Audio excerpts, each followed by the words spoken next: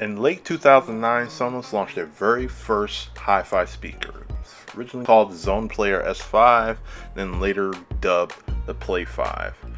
This is the second generation 2015 version of that, and we're going to talk about all the bells and whistles and why this is the best Sonos speaker to date.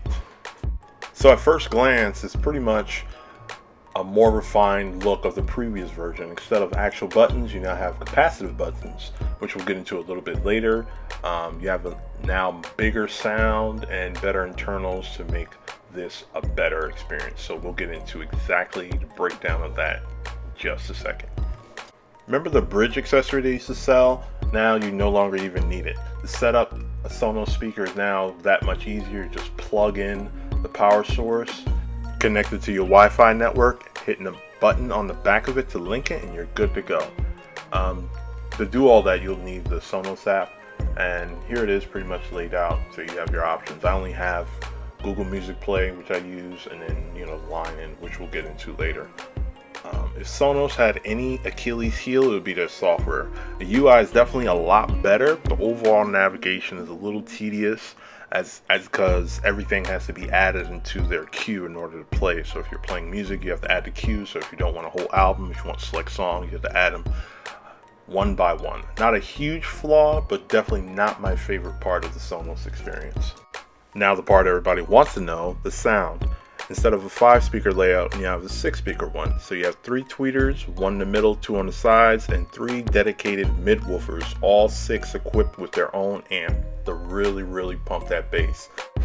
Now onto the capacitive buttons.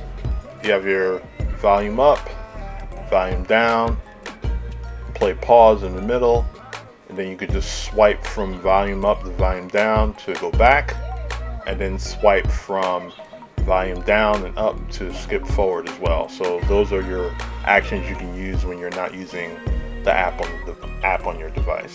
So we talked about the sound and the bass and all that good stuff. So what better way to say it or show it than for you to actually hear it? So here's what the music quality of it sounds like.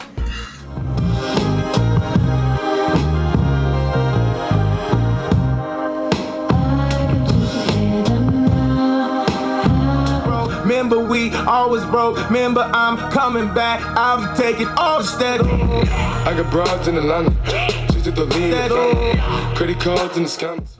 So we talked about the line in option previously, so you can just simply plug in a 3.5mm aux cable and then switch it to line in, and boom, now you have a sound bar. Sit tight, you don't come in until we come out, no matter what you hear. Okay. Once he's got Judith and you can get out your gun. You're gonna need to stay and watch. Kill them all.